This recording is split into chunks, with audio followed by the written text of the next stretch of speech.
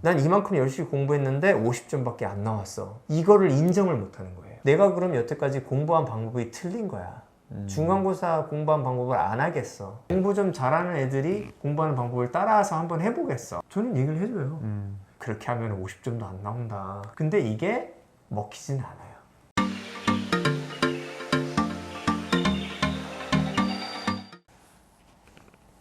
대치동 내부 고발자입니다. 지금 현재 아이들은 기말고사 내신 준비하고 있죠. 그렇죠. 한창 바쁠 때죠. 고등학생 아이들 지도하시면서 어떻게 느끼시나요? 힘들어해요. 이유는 뭐죠? 고등학생이니까. 저도 힘들었던 것 같아요. 멘탈 관리가 중요하다 하잖아요. 네. 고등학생 때는 특히 중요한 것 같아요. 제가 보는 게 고등학생 때 멘탈이 흔들려서 네. 공부 못하는 애들 많아요. 공부를 하기 힘들어하는 애들이 이 멘탈 관리가 안 돼서 힘들어하는 애들이 많은데, 이런 아이들을 위해서 이야기를 해보면 좋을 것 같습니다. 아이들이 이제 내신 공부를 하잖아요. 네. 그러면은 열심히 공부하려고 해요. 근데 메시지는 무기력해요. 내가 이걸 해도 크게 달라지는 게 없다. 이렇게 생각하는 아이들이 많아요. 그렇게 생각하면 마음이 편하니까. 그러니까 자기가 공부를 했어요. 중간고사도 열심히 했어요. 다른 애들도 다 열심히 하잖아요. 근데 자기가 진짜 열심히 했을 때 점수가 안 나온다. 그럼 그걸 견딜 수가 없는 거예요. 그거 견디기 힘들죠, 실은. 네. 진짜 열심히 했는데 결과가 안 좋은 걸 인정하기도 힘들고 네. 부끄럽고. 그렇죠. 남들보다 막 2배 정도 자기는 열심히 내신 준비를 했는데 점수는 차이가 없어요. 그러면은 굉장히 힘들죠. 그걸 또 감추고 싶잖아요. 네. 자기 약간은 멍청해 보이는 것 같아서 네. 예, 감추고 싶기도 하고, 그러니까 되려 더 이제 열심히 안 하고 뭐 네. 이런 것도 있는 것 같아요. 이게 바로 셀프 핸디캐핑이라고 하는 건데요. 자기 자신의 이미지를 유지하기 위해서 일부러 이유를 만드는 거예요. 공부가 안 된 이유를 만들어 놓고 그것에 기대는 거죠. 안 되는 경우를 대비해서. 안전하죠, 그게 심리적으로. 그렇네요. 결과적으로는 공부에 도움이 안 되는 방향으로 자꾸 가는 거예요. 아마 고등학생들 정도 되면은 학교 시험이 어느 정도 난이도만 돼도 그 열심히 하는 거랑 열심히 안 하는 거랑 점수 차이가 단기적으로는 그렇게 차이가 안 날걸요? 국영수가 그렇죠. 예, 국영수가 뭐 이게 한두 달 열심히 한다고 점수가 크게 바뀌지 않잖아요. 네. 그럼 이제 거의 다 그렇게 될 텐데. 그러니까 네. 수렁에 빠지게 되죠. 그럼 어떻게 해야 될까요? 이 학생들은. 수업을 해보면 네. 중학생들 수업하다가 고등학생 딱 들어가면 벌써 죽어 있어요. 벌써 자세들이 다들 이러고 있어요. 말투도 그래요. 선생님, 안녕하세요. 얘네들이 좀 불쌍한데 현실을 네. 바라보게 해야죠. 이게 인식 바꾸는 게 제일 힘든 것 같아요. 얘들이 중학교 때 공부 시는 어느 정도만 해도 네. 영어 같은 경우에는 80점 이상은 다 받잖아요, 거의 다. 그렇죠. 예. 평균이 한 80점 나오는데. 평균 점수 정도 나오면 80점 정도인데, 네네. 그 애들이 이제 고등학교 올라가면은 학교에 따라 좀 다르긴 하겠지만 평균 점수가 30점대인 경우도 있는데 네. 보통 한 이제 한 5, 60점 많이 나오는 것 같아요. 한 50점 이렇게 나오죠. 예, 예, 예. 그 평균이 그 정도인데 네. 평균 점수 맞으면 애들 충격받잖아요. 엄청난 충격이에요. 예. 80점 받던 애가 50점 받았으니까. 네. 근데 실은 이게 달라진 건 없는데. 하나도 없어요. 예, 하나도 없잖아요. 어차피 이게 등급 비율이 중요한 거잖아요. 네. 절대 점수가 중요한 게 아니잖아요. 네. 근데 이 절대 점수가 상징하는 이 파괴력, 이거를 못 견디고 거기서 이제 헤어나올 수 없는 거죠, 애들이. 공부하는 걸 보면은 네. 중간고사나 기말고사 공부하는 양이 비슷한데 비슷한 이유가 이거예요. 고등학교 1학년 중간고사 보기 전에는 고등학교 시험을 몰라요. 얘기를 해줘도 받아들여지지가 않아요. 뭐 어렵지. 고등학교 시험이니까 당연히 어려운 거 아니야? 어려우니까 열심히 공부해야지 하는데 공부 습관은 중학교랑 똑같아요. 어느 정도 공부해서 만약에 80점, 뭐 90점 맞았던 그 실력대로 그냥 그런 대로 고등학교도 준비를 합니다. 그러다가 이제 시험장에 들어가서 정신이 없었어요. 정신 나갔어요. 막 아는 것도 다 틀리고 이거 어떻게 할지 모르겠어요. 어떻게 해요, 선생님? 이런 식으로 나오죠. 그런 다음에 이제 기말고사 준비 기간이 되면은 이런 거죠. 아니야, 나는 이거 어떻게 할지 모르겠어. 이걸 어떻게 해? 선생님 계속 얘기하죠. 야, 이런 식으로 준비해서 이렇게 하면 이 정도 나올 거야. 이거 어떻게 해요? 이런 식으로 다가오게 돼요. 그래서 공부하는 양이 똑같아요, 거의. 중간고사 준비했던 거나 기말고사 지금 준비하는 거나 크게 이렇게 달라지는 게 없는 거예요. 거기서 이제 나와야 되잖아요. 악순환에서. 어떻게 나올까요? 그래서 현실을 직면해야 되는데 네. 도덕적으로 접근해가지고 어려워요. 분리를 시켜야 돼요. 도덕적인 것은 얼마나 열심히 노력을 하냐. 네. 근데 도덕성을 어디다 결부시키냐면 결과에 결부시킵니다. 결과를 이제 생각해서 이거 뭐 하면은 그 답이 안 나올 텐데. 내가 결과가 50점이니까 나는 50점 정도만 공부를 했고 50점 정도 공부했다면 나는 열심히 공부한 게 아니니까 나는 잘못한 거야. 이런 식으로 공식이 만들어져요. 이건 현실과 틀리잖아요.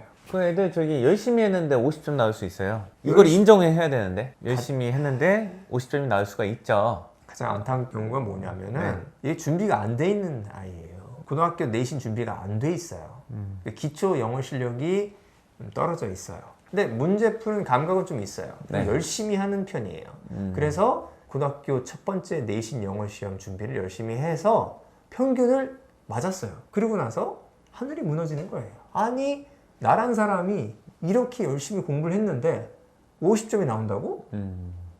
난 이게 뭔지 모르겠다. 이렇게 되는 거예요. 그런 애들 많죠.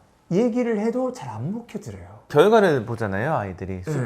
숫자에 민감하니까. 네. 그래서 아쉽게도 비효율적인 방법들을 찾으러 나서죠. 확인을 네. 적게 하면서 공부하는 시스템이죠. 확인을 계속 하면서 하는 시스템은 심리적으로 부담이 되는 거예요. 시험 봐서 이제 바로바로 당일날 매일같이 체킹받아서 결과 드러나는 시스템에서는 공부하는 게 부담되고 네. 진짜 시험 보기 전까지는 내가 어느 정도 입지에 있는지 잘 확인이 안 되는 시스템을 선호하게 된다. 뭐 이런 말씀이시죠? 네. 구체적으로 말씀드리면은 네. 아까 그 학생 같은 경우를 이제 보면은 네. 벌써 자기 부정이 된 거예요. 난 이만큼 열심히 공부했는데 50점밖에 안 나왔어. 평균밖에 안 나왔어. 이거를 인정을 못 하는 거예요. 내가 그럼 여태까지 공부한 방법이 틀린 거야. 중간고사 공부한 방법을 안 하겠어. 공부 좀 잘하는 애들이 공부하는 방법을 따라서 한번 해보겠어. 물론 저는 보이죠. 그렇게 하면 50점도 안 나온다. 저는 얘기를 해줘요. 근데 이게 먹히진 않아요. 그 애들이 경험을 많이 안 해봤으니까 이 경험이 없어요. 네, 잘 안 먹히는 것 같아요. 네. 네. 아이는 그나마 좀 이해가 되는데 아쉬운 얘기인데 부모님이나 혹은 일부 선생님들도 이거를 이해를 못하는 분들이 있어요. 네. 그러니까 열심히 했는데 50점 나온다 이게 이해가 안 되는 분들이 많은데 아, 네.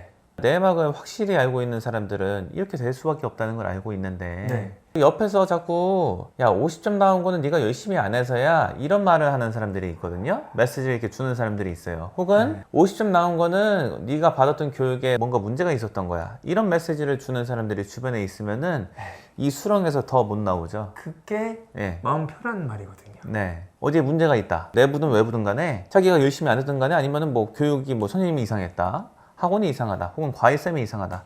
이게 탓할 대상 찾으면은 그러다 끝나잖아요. 그 사람의 특성이 네. 뭐냐면은 잘 되는 것은 이유는 내면에서 찾습니다. 근데 잘 되지 않다고 생각하는 일들은 그 이유는 외부에서 찾는 게 사람의 습성이에요. 생존 본능이라고 말씀드릴 수 있어요. 근데 이런 상황에서 그런 얘기가 딱 들어가면 꿀이죠. 귀에는 꿀처럼 들려요. 그래서 다른 얘기가 들리지가 않아요. 학생 주변의 모든 사람이 그렇게 얘기를 하지 않고 정확히 얘기해서 네가 받은 교육은 이런 거니까 이 정도에서 이 정도 나온 거는 효용이 있다 또는 없다 이걸 냉정하게 얘기를 해줘도 학생 입장에서는 어려워요. 그렇죠. 그렇게 딱 듣는 게 기분이 안 좋거든요. 나 진짜 열심히 하고 이게 올바른 길인데도 50점밖에 안 된다고? 나 진짜 열심히 공부했는데 그럼 이게 끝이야? 앞으로 똑같이 해도 이 정도밖에 안 나와? 그거는 이게 받아들일 수가 없어요. 이게 네. 너무 슬프죠. 어떻게 그거를 보면. 받아들이면은 네. 한 2년 정도 있다가는 좋아질 텐데. 네. 가시적으로도 많이 좋아질 텐데 네. 당장에도 실은 좋아지죠. 그게 제일 빠른 길이잖아요. 점수 같은 거 얼마 나오든 간에 네. 크게 신경 안 쓰고 전공법으로 열심히 하는 게 제일 빠른 길인데 네. 그거 이제 납득이 안 되니까 이상한 짓 자꾸 하다가 그- 시간 다 날리고. 유목민이 되는 거죠. 쉽게 말하면 대치동 유목민이 돼서 여기 갔다 저리 갔다 이제 하는 거죠. 근데 교육은 농사 같은 거잖아요. 1년 농사는 져봐야지 좀 감이 오고 수확이 날 텐데 몇 개월 한다고 수확이 없잖아요. 거기 있는 풀이나 좀 뜯어 먹는 거죠. 쌀보리 같은 건 못 먹는 거죠. 그렇다 보니까 아이들 입장에서는 그 다음 코스가 더 위험해요. 웬만큼 올바른 교육을 하지 않고 그야말로 자기 그 심리를 위해서 안 좋은 방법, 확인이 안 되고 공부량은 적은 방법 이런 방법을 취했다가 결국 안 나오잖아요. 그럼 이때는 정말로 소위 말하는 멘붕이 옵니다. 그런 상태에 있는 아이들이 많이 찾는 게 타인한테 의존하고 네. 공부 잘하는 애들이 다닌다는 학원에서 배우던가 혹은 공부 잘하는 애들이 배운 과외쌤 찾아가고 배우는 건데 네. 그렇게 해도 뭐 달라지는 건 없죠. 실은 크게 달라지는 건 없죠. 한 번 시험 정도 갖고는 되려 뭐 경우에 따라서는 더 안 좋을 수도 있다. 참 안타까운 것 같습니다. 항상 크게 봐야 된다. 현상적인 거를 집중하다 보면은 헤어나올 수가 없어요. 현상이 이겨요. 그 현상을 이길 수 있는 큰 그림을 가져가야 돼요. 그래서 큰 그림이 뭐냐? 자존감, 자신감, 자기 가치. 약간 허무맹랑하게 들릴 수는 있어요. 근데 네. 이거로 접근을 하셔야 돼요. 이걸로 승부를 보셔야 돼요. 아이가 공부하는 거, 이게 올바른 방법이라고 하면 즉각적으로 성과가 안 나와도 그건 추진하고 가치가 있는 것이다, 이렇게 생각을 하고, 네가 점수가 50점이 나오든 30점이 나오든 40점이 나오든 너의 인간으로서의 가치는 변하지 않는다. 하지만 네가 열심히 하면 열심히 하는 사람이 돼서 그런 습관을 통해서 넌 좋은 사람이 돼가고 있다. 이런 식으로 메시지를 아이를 둘러싼 모든 사람들이 줘야 돼요. 계속 줘야 되는 것 같아요. 계속 줘야 돼. 애가 싫어해도 막 줘야 돼요. 애들은 싫어해요. 너 잘해, 너 잘하고 있어, 싫어해요. 부정 속에 있는 게 편합니다. 결과가 부정적인데 뭐 나는 훌륭한 사람이라고 해, 그럼 막 부조하잖아요. 그러지 않고 자기가 생각할 때 결과가 안 좋으면 지금 나도 잘못하고 있어, 이건 편해요. 마음이 나는 뭔가가 이상한 것 같아, 그러니까 이게 안 되는 거야, 이런 식으로 생각하는 게 편해요. 근데 그거를 계속 싸워 이겨야 돼요. 선생님도 그렇고 학생 스스로도 그렇고 부모님이나 주변을 둘러싸고 있는 사람들이 다 그렇게 해줘야 돼요. 근데 그게 제일 안 되는 곳이 어디냐? 학교. 학교에선 이 시스템을 이렇게 하는 게 바람직하다고 생각하겠죠. 하지만 실질적으로는 그렇게 안 돼요. 중학교 때 80점 맞았어. 네. 고등학교 와서 50점 맞았어요. 네. 그래서 막 공부 방법을 막 바꿔요. 그러다가 나는 어떻게 영어를 공부하는지 모르겠어 하고 내신을 포기하게 돼요. 네. 이거를 어느 정도 이렇게 유도해요. 교육 시스템 자체가. 내신을 보면 등급이 짜라라락 나오잖아요. 네. 안 그러면 애들이 다 열심히 하면은 막 더 어려워져야 돼요. 시험 문제가 더 진짜 어렵고 막 길고 문제를 꽈서 내야 되고, 정신적으로 타격을 받은 애들을 그냥 방조하는, 어떻게 보면 유도하는 기괴한 시스템이 지금 이루어지고 있다. 안타깝네요. 네. 네. 아이들은 참 힘들겠다.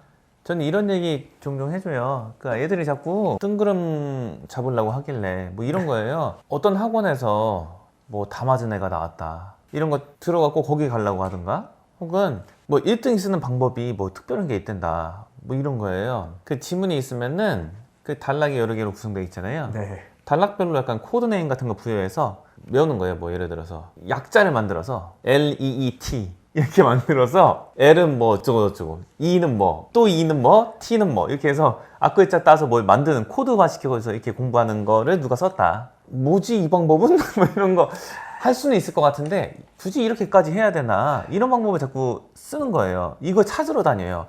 뭔가 자기가 모르는 비법이 있다, 자기가 모르는 공부 방법이 있다, 이런 식으로 생각해서 그런 비법을 찾으러 다니는데, 저 얘기해 줬어요. 그런 아이들한테, 내가 학생이면은 너희 시험 보면 다 맞는다. 근데 내가 쓰는 방법 중에 너희한테 안 알려준 게 한 개도 없다. 그냥 지문 읽고서 파악하고 쓰는 거 연습 많이 해보면 끝이야. 이거 얘기해 주는 거예요. 이렇게 하면은 실은 애들이 이게 거짓말이라고 생각은 안 하거든요. 아, 선생님은 다 봤겠지, 그 느낌이 오니까요. 근데 선생님이 우리한테 뭐 일부러 비법을 안 알려주는 건 아닌 것 같은데, 근데 뭔가 어디인지 모르게 부조화스러운 거죠, 애들이 머릿속에서. 저희가 쓰는 방법도 특별한 게 없잖아요.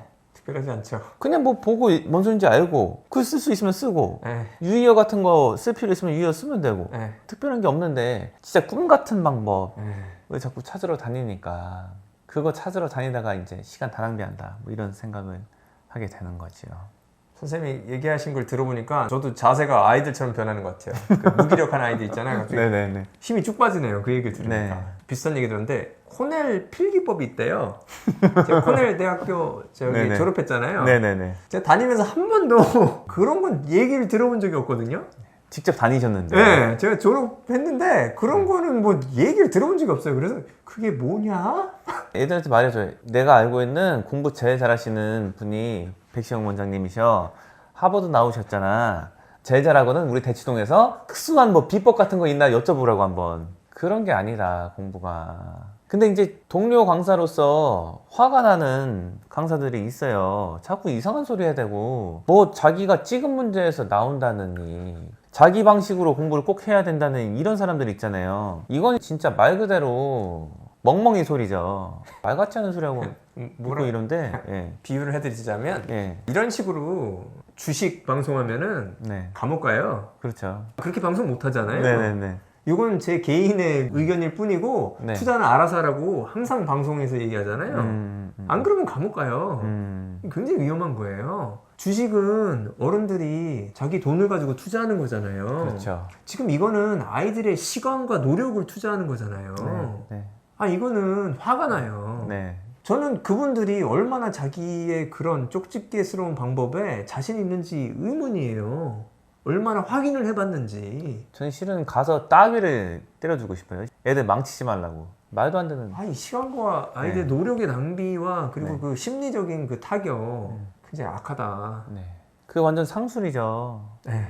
그 뭐 말도 안 되는 저기 뭐 만들어갖고 스킬 같은 게 뭐가 있다고 뭐 자기 이렇게 하는 방식으로 풀어야 된다고 뭐 이런 거 알려주고 이런 사람들은 화가 나죠. 애들 망치고. 그런 게 있었으면 우리 지금 다 하고 있어요. 네. 그런 게 나오면은 그거 못하도록 문제 다 바꿔요. 음. 주식시장이랑 똑같다니까요. 주식시장에서 뭔가 한 가지 방법이 잘 되잖아요. 그럼 시장 자체가 변하잖아요. 그러네요. 그 방법이 통하지 않도록. 음. 우리 교육에도 같아요.